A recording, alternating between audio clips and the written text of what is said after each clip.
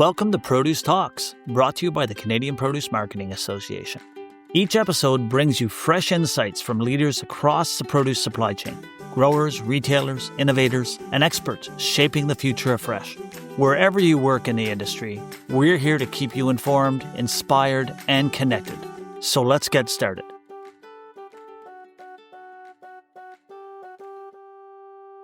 Hello, everyone. My name is Jeff Hall, CPMA's a Senior Director of Food Safety and Innovation, and I will be your host for today's podcast. Today, we are speaking about the state of innovation and where it is leading the fresh produce industry. I'd like to welcome our guest today. First off, we have Francois Moisan, Chief Technology Officer and founder of Sollum Technologies. Next up is Amanda Wilder, Director, U.S. Sales of Provision Analytics. And third, we have Denise Venderveen, Director, Business Development at CleanWorks. Thanks to all three of you for joining us today. Thank you, Jeff. And so as we get into it, I'm just wondering if you could briefly describe your organization and the segments of the supply chain that your innovative products impact.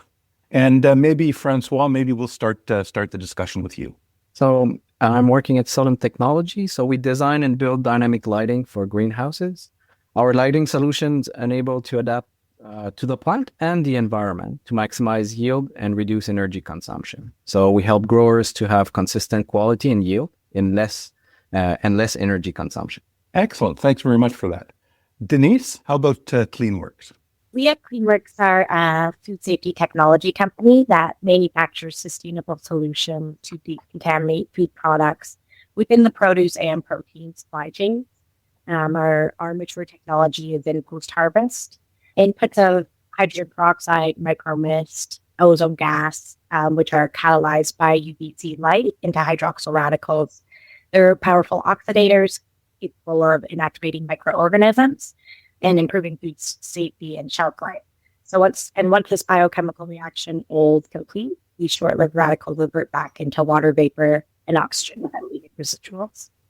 Excellent, thank you. And I just would like to comment that Denise's sister company, Moyer's Apples, I think I've got that right, partnered with the University of Guelph, Dr. Keith Warner, and they were one of the first recipients of support from the Canadian Food Safety Fund, as well as being part of the innovation zone. So that's we've got a history going back with CleanWorks. Amanda, how about you tell us a little bit about Provision? Awesome. Well, first off, thanks for having us, Jeff. Provision is a software company. We focus on food safety software, but we've evolved over time to help companies digitize not just food safety, but all of their compliance. So health and safety programs, traceability, training, anything that is not captured in other software companies. That's what we help our clients do. And we're working across the entire produce supply chain and across the entire food supply chain as well. Yeah, excellent. Thank you. And I know Provision was also one of our first innovation zone participants in Toronto when we rolled out the first one. So thanks for that, folks. What makes your solution clearly disruptive? So how are you significantly adding value for the produce industry? Denise, do you mind starting us off? So whether you look at it from a food safety perspective, operational cost perspective, or sustainability perspective, CleanWorks technology is disruptive.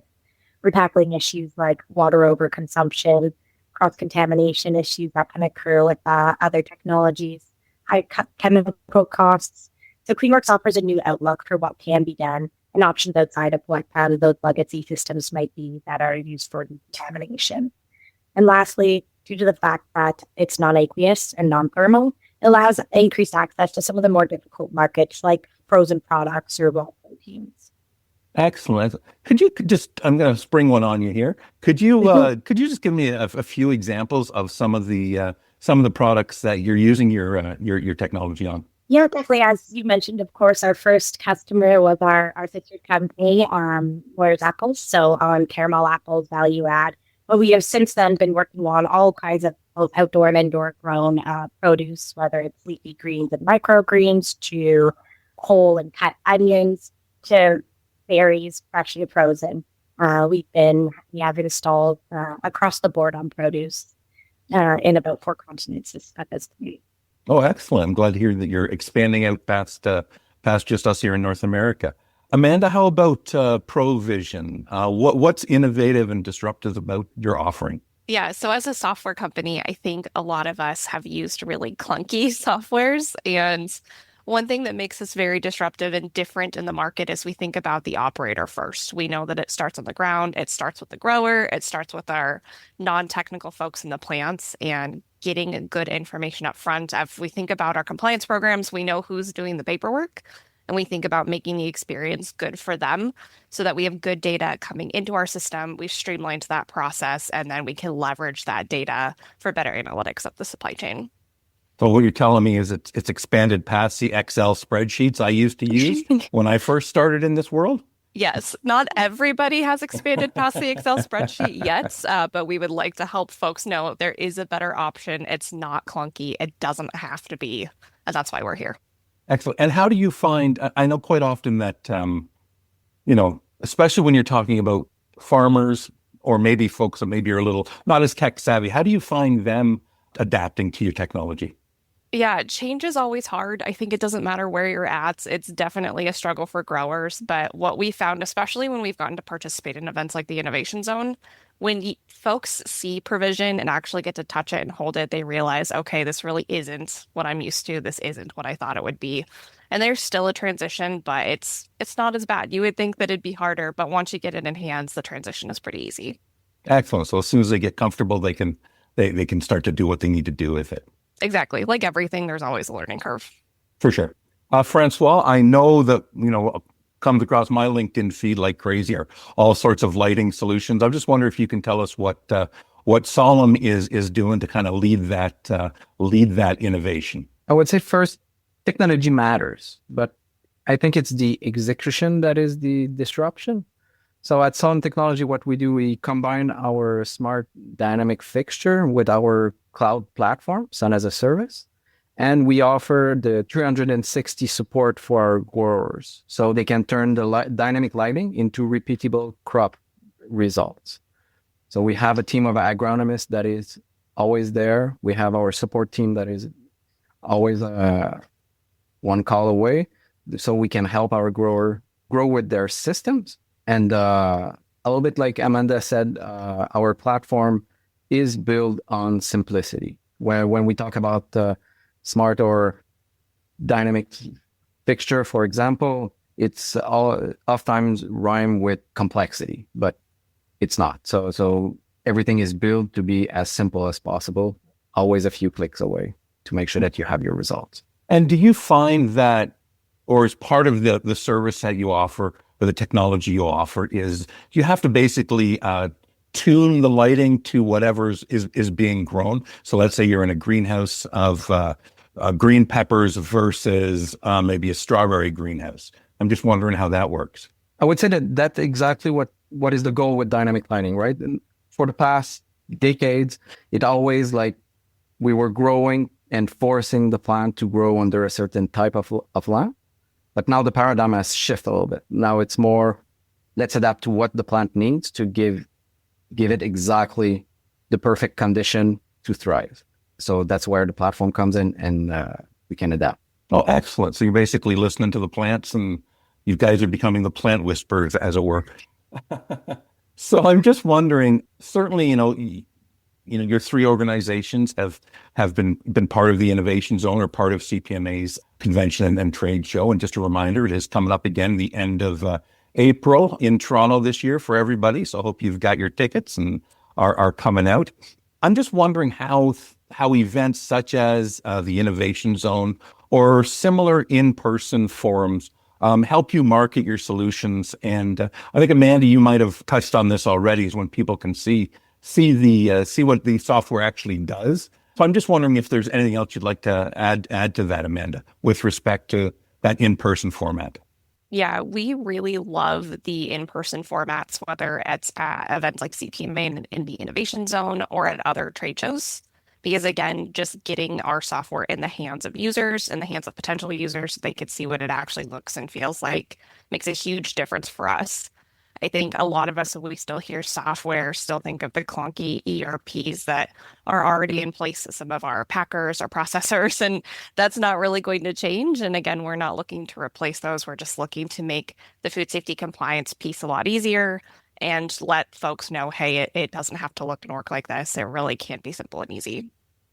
Excellent. And is the Provision software, is it designed to integrate with existing, you mentioned ERP programs and things like that? So that's a really great question and one that we get all the time.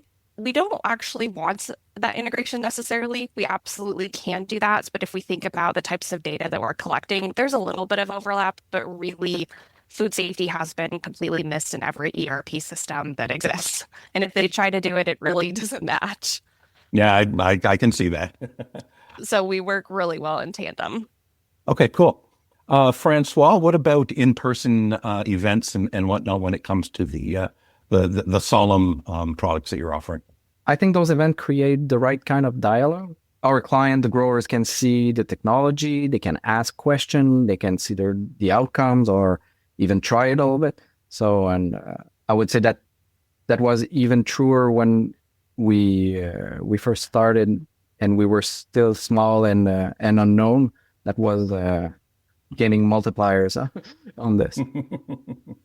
Yeah, one thing I can say about it is I remember, if I think back to your displays, at past CPMA trade shows and whatnot, you guys always have the most colorful display out there with flashing lights and different colors, and it's a good way to bring some attention to yourselves. That's for sure. Denise, how about CleanWorks and getting out there and being with the people and whatnot? How does that help you? Participating in in-person events is a huge value for CleanWorks and a great way to connect with current and potential partners and customers, find that alignment and values in businesses.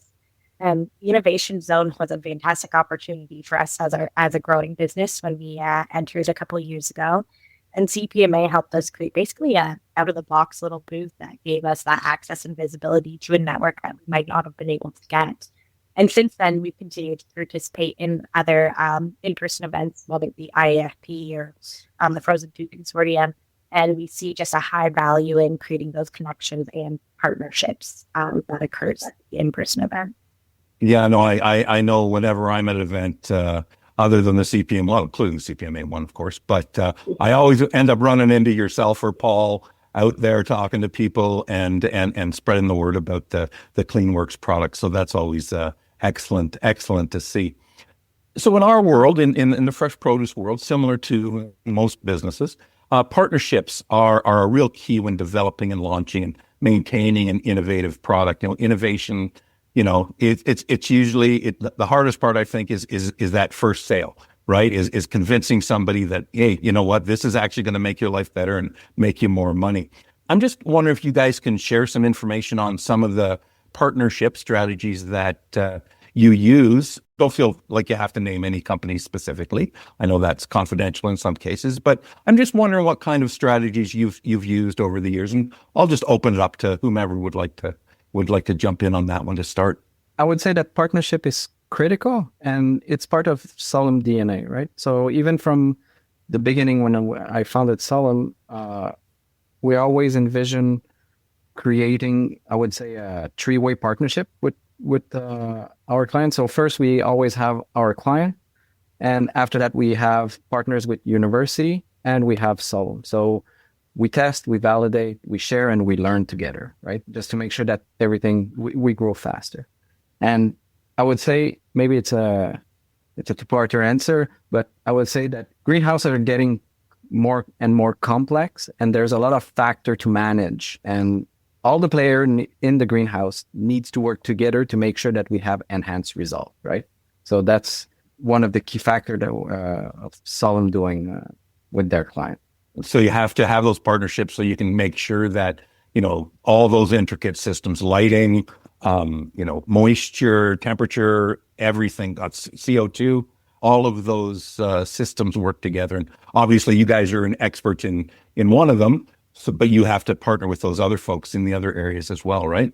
Exactly. Because we all work to the same goal, but if we don't talk to each other, nothing will happen, right? Yeah, that makes perfect sense. Denise or Amanda? A similar vein as Francois, I mean, with CleanWorks, successful partnerships have been the key driver for our success, whether it be, as he mentioned, on the scientific research side, governmental organizations, of course, our growers, our processors, and the different slew of industry partnerships that have really been drivers for pushing our research and our acceptance. And again, mirroring the idea that every technology deployment is a partnership. For example, when we first started getting into greenhouse grown produce, a new area for us, we partnered with an amazing Canadian business, Greenbelt Greenhouses. And utilizing that expertise in a new market for us, we were able to adapt our technology successful into their growing process. And that partnership has continued to live in many other avenues of research, co-marketing activities, and other reference activities that have really benefited both parties and aligned well to both of our businesses' values and goals. We try to make sure that that is the partnership we see with all of our customers as well. Excellent. Thank you. How about Provision, Amanda? Yeah, I will echo what Francois and Denise have said, that we always look at our clients as partners as well, because it really is a partnership. We don't just want to strictly be a solution provider. We want to work with our clients to make sure that the product does work for them. But we've also looked at partnerships beyond our clients as well. As a software solutions provider, again, like we have food safety expertise on staff, but we know we're not the experts at the end of the day. That's what we're doing as software. So we work with a lot of consulting partners throughout the industry, food safety experts, just to make sure that we're constantly understanding what's changing in the market. So that way, as we continue to make updates, they make sense, but not just for our clients, but across the industry as well. And as we grow into the future, I know one thing we're also looking at is, again, everybody looks at software and there's a whole bunch of options, and it really comes into finding the stack that works best for your business. And so we're looking to more strategic growth, working with other types of partners in the future as well. Excellent. And you're actually leading me into my next question. You mentioned the future. So I'm going to ask the three of you to take out your crystal balls, shine them up, and take a look and tell me what you guys think the future of innovation, kind of where is it leading us? But I am going to exclude AI from it, because I think the answer would be AI.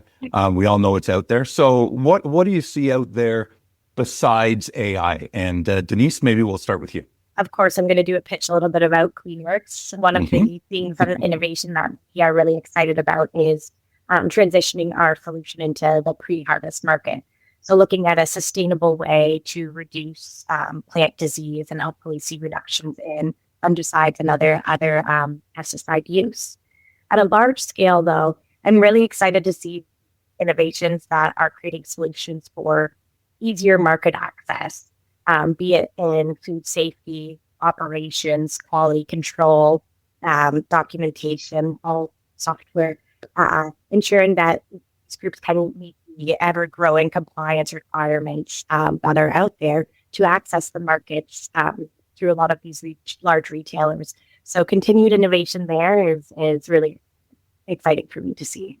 Yeah, no, that's a good point, because certainly that's what we hear time and time again, is that, there's too many screens. I got to be a computer scientist to do all this stuff. And it's nice to see we're moving towards an area where it's a little simpler, and an iPad or a phone, and you're good to go. Amanda, how about in your world?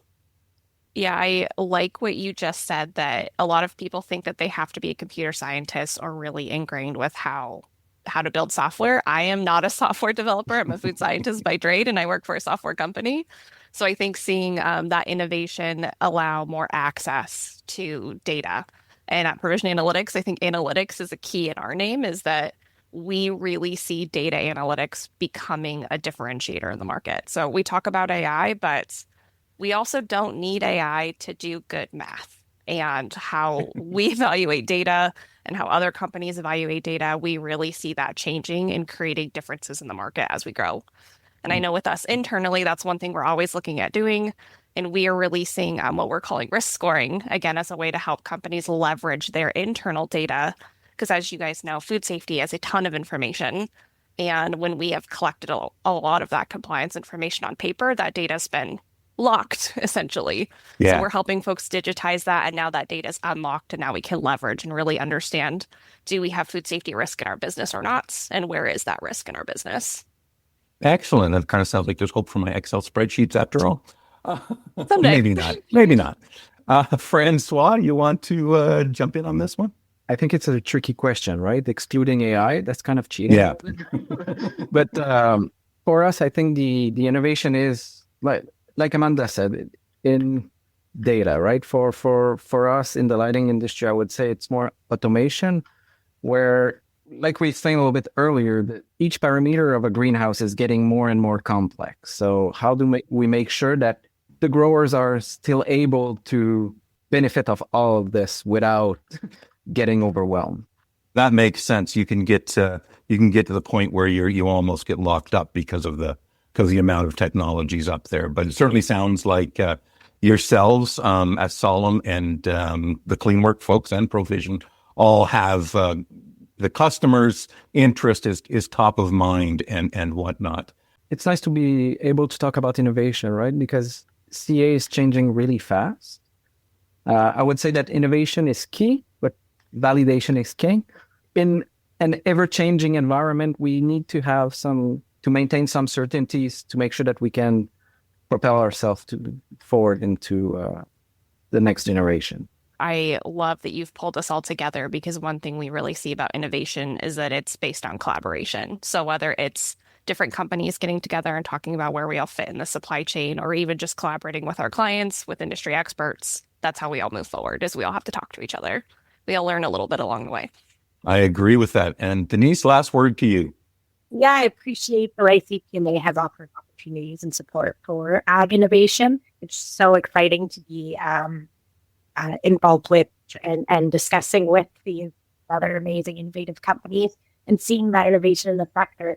It also helps, I think, with the growers, the processors, everybody involved, have access and understanding that innovation is necessary and needed, and be excited about it. So really appreciate both for doing a lot of that work. Yeah, no, it's our pleasure, folks. Thanks once again to Denise, Amanda, and Francois for joining us today and sharing their expertise and giving us some of their time and letting us know, what you're doing in the innovative space and where you see innovations going in the future. To our listening audience, please be sure to tune into our next episode, where we will be presenting another in the series of My Produce Stories. So please keep an eye out, or an ear out, I guess, for that as well. So once again, I'd like to thank Provision, Cleanworks, and Sollum for agreeing to join us all today. Thanks very much, folks. Thank you very much. Thank you. Thank you.